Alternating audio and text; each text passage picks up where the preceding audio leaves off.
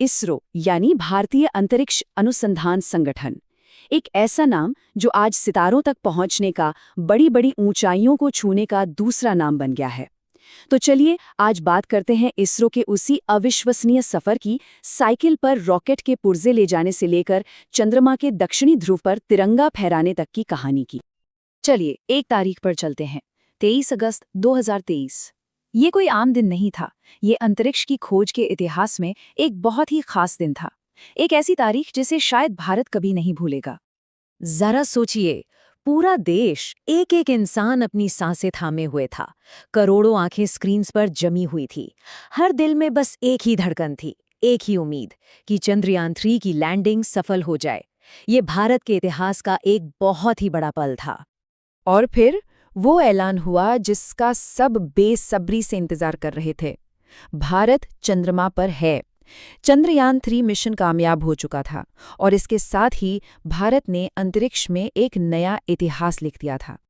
सिर्फ चांद पर ही नहीं, बल्कि भारत दुनिया का पहला देश बन गया जिसने चंद्रमा के दक्षिणी ध्रुव पर यानी लूना साउथ पोल पर कामयाबी से अपना स्पेसक्राफ्ट उतारा। ये एक ऐसी उपलब्धि थी जिसने पूरी दुनिया को भारत की अंतरिक्ष में बढ़ती ताकत का लोहा मानने पर मजबूर कर दिया। तो सबसे बड़ा सवाल ये उठता है कि आखिर एक विकासशील देश ने ये सब कर कैसे दिखाया? ये कैसे मुमकिन हुआ? इस शानदार कामयाबी की जड़ें उस सपने में हैं जो दशकों पहले देखा गया था। और ये सपना था इसरो के संस्थापक डॉक्टर विक्रम साराभाई का। यही उनका मूल मंत्र था। उनका मकसद किसी स्पेस रेस में शामिल होना नहीं था, नहीं, बल्कि वो चाहते थे कि स्पेस टेक्नोलॉजी का इस्तेमाल आम लोगों की, समाज की असली समस्याओं को सुलझाने के लिए हो। और बस यही सोच इसरो की नींव बनी।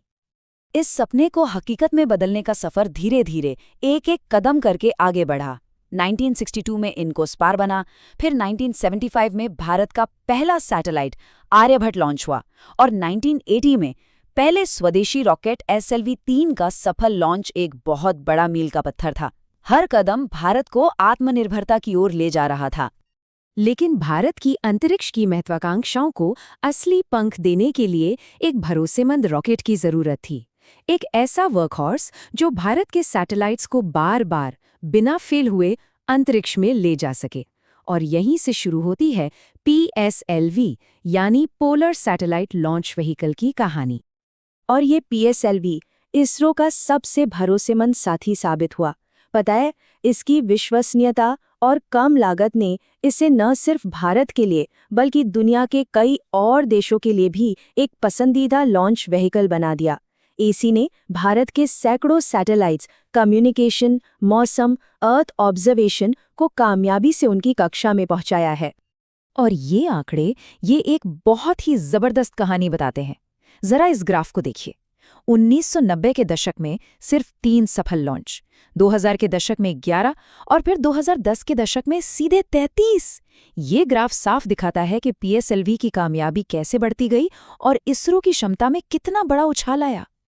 तो PSLV की इस मजबूत नींव पर इसरो ने अपनी नजरें और भी ऊंची कीं। अब लक्ष्य सिर्फ पृथ्वी के ऑर्बिट तक ही सीमित नहीं था, अब बारी थी हमारे सौर मंडल के दूसरे ग्रहों तक पहुंचने की। और इसरो ने ये कर दिखाया। मंगलयान मिशन के साथ भारत अपने पहले ही प्रयास में मंगल ग्रह की कक्षा में पहुंचने वाला पहला देश बन गया। 1 मिनट रुककर इस बारे में सोचिए, पहली ही कोशिश में। ये एक ऐसी कामयाबी है जो बड़ी बड़ी स्पेस एजेंसीज के लिए भी एक चुनौती रही है। और इससे भी ज्यादा हैरान करने वाली बात यह है कि ये सब कैसे किया गया। पूरे मंगलयान मिशन की लागत थी सिर्फ $74 मिलियन। अंदाजा लगाने के लिए बताऊं, हॉलीवुड की फिल्म ग्रेविटी का बजट $100 मिलियन था। ये भारत की फ्रूगल इंजीनियरिंग यानी किफायती इंजीनियरिंग का एक बेहतरीन उदाहरण है। तो मंगल और चंद्रमा के बाद अगला कदम क्या था? भारत की नजरें अब हमारे सौर मंडल के केंद्र पर थीं, यानी सूरज पर। चंद्रयान 3 की कामयाबी के कुछ ही दिनों बाद इसरो ने आदित्य L1 को लॉन्च किया। ये सूर्य का अध्ययन करने वाली भारत की पहली अंतरिक्ष वेधशाला है और ये मिशन हमारे तारे को बेहतर ढंग से समझने में हमारी बहुत मदद करने वाला है। तो निचोड़ ये है कि इसरो यहाँ रुकने वाला नहीं है, बिल्कुल नहीं। भविष्य के लिए जो योजनाएं हैं वो और भी ज्यादा महत्वाकांक्षी और रोमांचक हैं। तो आगे क्या है? गगनयान है, भारत का पहला मानव अंतरिक्ष उड़ान मिशन। सोचिए, भारतीयों को अंतरिक्ष में भेजना। फिर एक राष्ट्रीय अंतरिक्ष स्टेशन बनाने का लक्ष्य है, भारतीय अंतरिक्ष स्टेशन। इसके अलावा दोबारा इस्तेमाल हो सकने वाले रॉकेट्स, शुक्र के लिए एक मिशन और यहाँ तक कि एक मार्स लैंडर मिशन पर भी काम चल रहा है। मतलब लिस्ट काफी लंबी है। तो साइकिल पर रॉकेट के पुर्जे ढोने से लेकर चंद्रमा के दक्षिणी ध्रुव पर तिरंगा फहराने तक इसरो का सफर वाकई प्रेरणा देने वाला रहा है। ये एक ऐसी कहानी है जो बहुत मामूली संसाधनों से शुरू हुई और आज दुनिया के सबसे एडवांस्ड स्पेस प्रोग्राम्स में से एक बन गई है। अब सवाल सिर्फ एक है, भारत का अंतरिक्ष का ये सपना आगे कहाँ जाएगा?